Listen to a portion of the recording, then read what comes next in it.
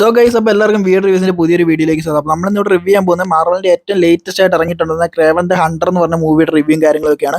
ഈ ഒരു മൂവി തിയേറ്ററിൽ പോയായിരുന്നു ഞാൻ കണ്ടിരുന്നെങ്കിൽ ഞാനിത് നെഗറ്റീവ് റിവ്യൂ ഇടുള്ളായിരുന്നു. കാര്യം എന്താ വെച്ചാൽ പൈസ കൊടുത്ത് പോയി കാണുന്ന സാധനമാണ്. അപ്പോൾ അതുമായിട്ട് ഭയങ്കര എക്സ്പെക്ടേഷനിലാണ് നമ്മൾ പോയി കാണുള്ളൂ. പക്ഷെ എനിക്ക് തിയേറ്ററിൽ പോയി കാണാൻ സാധിച്ചില്ലായിരുന്നു. OTT ഇറങ്ങിയിട്ട് ഒന്നും കാണാനില്ലാത്ത അവസ്ഥയിലാണ് ഈ ഒരു മൂവി ആയിരുന്നു കണ്ടത്. ഒരു മാർവൽ മൂവി എന്നുള്ള ഒരു പരിഗണന പോലും കൊടുക്കാതെ നോർമൽ ഒരു ഹോളിവുഡ് മൂവി കാണുന്ന രീതി കണ്ടുകൊണ്ട് തന്നെ എനിക്ക് ഈ ഒരു മൂവി ഇഷ്ടപ്പെട്ടു. തുടക്കം മുതൽ അവസാനം വരെ കുറേ ആക്ഷൻ സീൻസും കാര്യങ്ങളൊക്കെ ഉണ്ട്. അത്യാവശ്യം നല്ല രീതിയിൽ ഫൈറ്റ് സീൻസും കാര്യങ്ങളും ഉണ്ട്. പക്ഷെ മാർവലുമായിട്ട് മറ്റു മൂവികളുമായിട്ട് പെർഫെക്ഷനൊക്കെ നോക്കിക്കഴിഞ്ഞാൽ അത്രയ്ക്കൊന്നും ഇല്ലെങ്കിലും എനിക്ക് ഭയങ്കരമായിട്ട് ഇഷ്ടപ്പെട്ടു. കാര്യം ഒന്നും ഇല്ലായിരുന്ന സമയത്താണ് ഞാൻ ഈ ഒരു പടം കാണുന്നത്. സോ അവഞ്ചേഴ്സ് 2 നിങ്ങൾ കണ്ടിട്ടുണ്ടെങ്കിൽ നമുക്കറിയാം, അതിൻ്റെ അകത്ത് ക്വിക്ക് സിൽവർ എന്ന് പറഞ്ഞൊരു ക്യാരക്ടർ ഉണ്ടായിരുന്നു. എനിക്ക് ആ ഒരു കുറച്ച് സീൻസ് ഉണ്ടായിരുന്നു, എനിക്ക് ഭയങ്കരമായിട്ട് ഇഷ്ടപ്പെട്ട ഒരു ക്യാരക്ടറായിരുന്നു. ആരോൺ ടൈലർ എന്ന് പറഞ്ഞ ഒരു ആക്ടറാണ് ആ ഒരു കഥാപാത്രം ചെയ്തു വെച്ചിട്ടുണ്ടെന്ന്. ആ സെയിം ആക്ടർ തന്നെയാണ് ഇതിൻ്റെ അകത്ത് ക്രേവനായിട്ട് വരുന്നത്.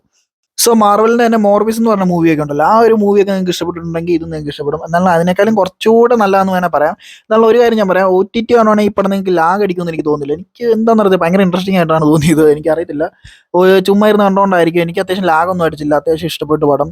ആകെ തോന്നിയ ഒരു പോരായ്മ എന്ന് പറഞ്ഞാൽ ഒന്ന് രണ്ട് സ്ഥലത്ത് എനിക്ക് കണക്ട് ആവുന്നു. പിന്നെ എനിക്ക് തോന്നിയത് ഇതിൻ്റെ അകത്ത് വില്ലന്റെ ഒരു ആർക്ക് ഇച്ചിരി കൂടെ സെറ്റപ്പ് ആക്കാരെന്ന് തോന്നി.